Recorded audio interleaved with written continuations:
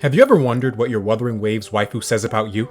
Well, wonder no more, for I have the answers. As the resident analytical guy, anything I say should be taken as fact, and definitely not based entirely on vibes. This is not my opinion, but the word of the land. Today, I will be going deep into every cheeked up rinascita character in Wuthering Waves, and if they are your waifu, what that means about you. Somewhere in the middle of this video, you're gonna want to pull out.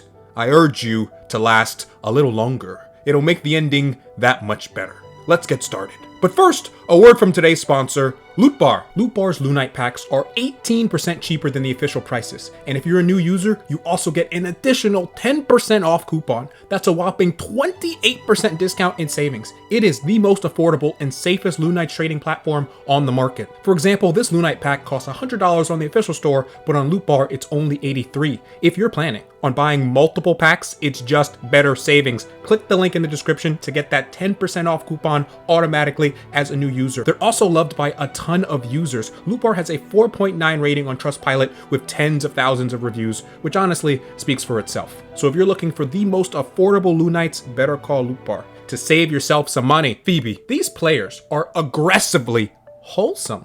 They derive tremendous joy from seeing her rise up in the ranks, hoping that one day she will become the leader of the Order of the Deep. She's kind, soft-spoken, and completely covered. Truly a holy maiden. And if she's your waifu, you have great taste. But here's where the aggressiveness plays in. It's not enough for her to be in Wuthering Waves. No, she must also be in Arknight's Enfield and Duet Night Abyss. Her fandom is so massive, it can't be contained within one game. Have you ever seen a community so happy that it borders on derangement? But don't let any of this distract you from the fact that Phoebe herself does not have a wholesome design. She owns a gigantic local bakery chain the likes of which you've never seen. Phoebe's is unbelievably caked up. Dear God Almighty, the definition of a sleeper build. And that's not all. For absolutely no reason, Phoebe's top is just a crop top. When I go to heaven, I'm going to dap God up.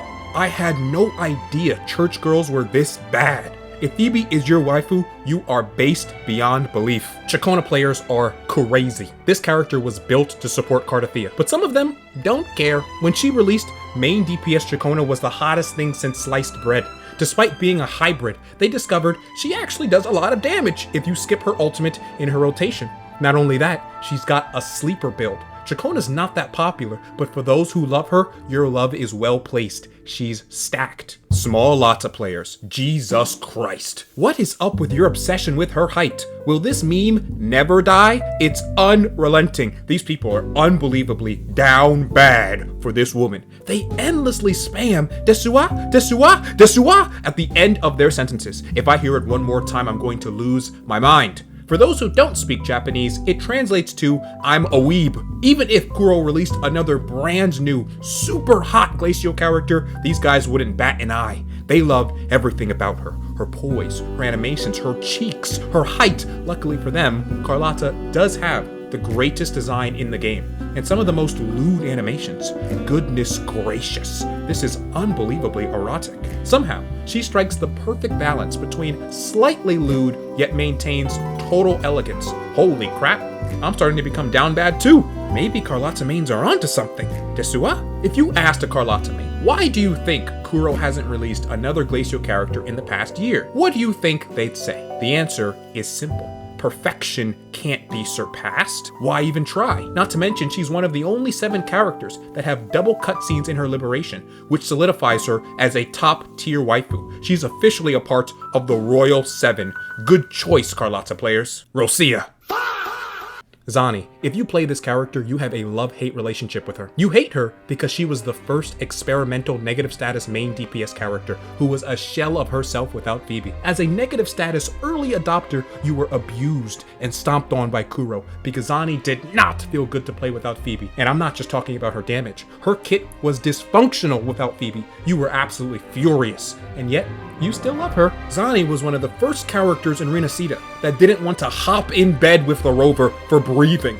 And they love that normalcy about her. At least, that's what they want you to believe. In actuality, her design is criminal. Not only does she have the tightest cheeks found in Wuthering Waves, she's got 2 massive globes begging for air, all while being fully clothed. This is remarkable. People love slightly lewd things. You gotta work for your meal. And then she presses Alt and all hell breaks loose. Jesus Christ. This ultimate design is going to make me explode. Zani has an absolutely insane frontal situation going on here. Does Zani have the biggest chest in the game? Zani players are secretly the biggest closet gooners in WuWa. The more clothed the character appears, the bigger the gooner community. She's also one of the only 7 characters that have double cutscenes in her liberation, marking her a top tier waifu. I give her the Royal 7 stamp. Cardathea players, what is this character design? Don't be silent. I'm gonna need you to explain yourself. In case you're uninformed, Cardathea's dress isn't a normal dress. No. That would be too simple. It's actually called a virgin killer sweater, which is absolutely shameless. This woman might as well be naked. Her dress isn't covering anything at all. Blessed maiden my ass. This is your waifu? Because if it is, it's absolutely based. Considering how much time we spent in the story with her and how steadfast and cute she was, how could you not fall in love with her? She is strong, but petite. A damsel in distress, but perfectly capable. If there was a checklist for the perfect waifu, Cardathea checks all the boxes. Now, this doesn't distract from the fact that liking the most popular character in the game is basic as hell. But what choice do you have when you look at a design like this? If Cardathea is your waifu, you get the official analytical stamp of approval. Good choice. Augusta players like strong and independent women, except only the hot ones. They claim that not only will she destroy your adversaries and all those who oppose you, but she'll also tuck you in at night and read you a bedtime story. God forbid she gets in the bed with you. With cheeks like that, you wouldn't last 10 seconds. Simply remarkable. She is the reigning champion of the Thick Thigh Save Lives Club, and they swear that she provides the best thigh pillow in the game, no competition. I'm already imagining a soft, plump thigh for a lap pillow. The things I'd let her thighs do to me, I can't even say on YouTube. And yet, her appearance isn't the only awesome aspect to her. Her animations are actually epic. These people are based. We have yet another Royal 7 character with double cutscenes in her liberation. If Septimont was its own region, she would be the Sentinel Resonator. And no one holds this truth more dearly than Augusta players. Fleur-de-Lis players, Jesus Christ almighty. I'm gonna need you to write me a 10-page dissertation on how you play this character with one hand. These are the most shameless group of players I've ever seen. This character has more cheeks out than cheeks in. Fleur-de-Lis is in active competition with Yuna for the most shameless design combined with the most unashamed fandom. First of all, don't let any of them tell you they play Fleur-de-Lis for her animations. Okay, buddy, let's put that to the test. Is it just me, or do Fleur-de-Lis animations put her in more compromising positions than usual? I can't prove it yet, but I know something strange is going on here. Her attack pattern is perfectly engineered to showcase her most jaw-dropping assets. These people belong in Gooner prison.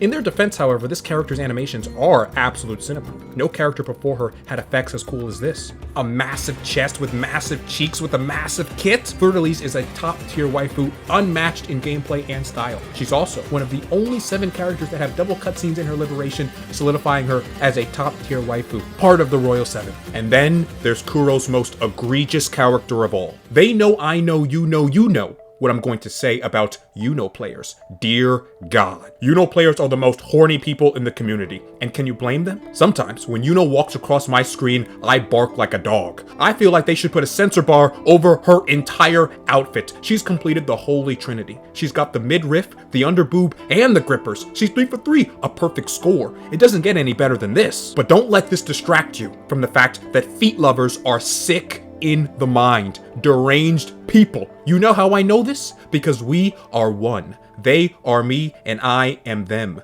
Yuno mains are the final boss of Goon. There's no character in the game more shameless than her, and they are unashamed of their love. If her and Ishtar were having a contest on the fewest clothes worn while not breaking any laws, the undisputed winner would be you, because you get to look at both of them. If there are 10 Yuno lovers, I am one. If there is one Yuno lover, it is me. If there are no Yuno lovers, I am dead. Her design is absolute cinema. If I could, I would lean in and now you, the humble Brant. Believe it or not, most Brant players might be female. I have proof. Check this out. This is the most rewatched part in Brant's showcase trailer. What in the actual fuck? Don't let any Brant player fool you into thinking they are normal. They are just as down bad as you and me. Welcome to the Gooner Squad. Of course, not all Brant players are female. Men play him too, but why? Because of Chun-Li. That's it. It's that simple. They like Chun-Li so much, they're willing to put a male on their team to buff her. Let's have a moment of silence for their sacrifice. All of us waifu enjoyers appreciate you taking one for the team. Your service is appreciated. Galbrina players, Jesus Christ. You lick your screen every time she walks across. You are exceedingly down bad for this character. It's psycho. Sometimes I put Galbrina in my thumbnails just for fun, and then I see 10 comments that say, I clicked the video because of Galbrina, triple tongue emoji. These people need to find God. If they were actually crazy. Maybe they are onto something. Galbrina's waistline is snatched beyond belief. We've got Jane Hourglass over here wearing nothing but a bra and tight shorts. She is a certified baddie. I am flabbergasted by her design. Galbrina players will endlessly talk about how much they like her accent or how well written her character arc was in the 2.7 story. And this is true. Galbrina is probably the most epic character in Wuthering Waves besides Lord Arbiter himself. What's so refreshing about her is that she doesn't pointlessly glaze the rover for breathing like every female in the cast, but also she has her own objectives that are actually antagonistic to us. A rare character indeed. However, don't let their rambling distract you from the fact that from the back, her hair looks like a one-eyed monster. Search your feelings, you know it's true. Lupa players, what kind of man are you, huh? You like a massive chest, maybe thick thighs save lies, or an exposed back? Wrong. You like cheeks. Round hamburger buns seen once every 1,000 years. Lupa's cheeks are crazy. Kuro is so wrong for this. Have you seen Lupa on the motorbike? Lord have mercy on my soul, I'm almost finished. Lupa players might be onto something. Is she the best waifu in the game? Her design is out of this world and only gets better in combat because she actively strips off her clothes while fighting. For the agility boost, of course. Her chest is so well endowed, you'd think it'd give her back pain. However, Lupa mains know her back is strong beyond belief because she single-handedly carries an entire attribute on it. Jesus Christ, this character is cracked. I don't think I'm gonna last much longer. Thanks for watching the video. Be sure to check out part 3 where I go through all of the Laha Roy characters plus some 4 stars and other characters I missed. It's gonna be the finale. If you're interested in saving money in Wuthering Waves, check out Loot Bar. First link in the description.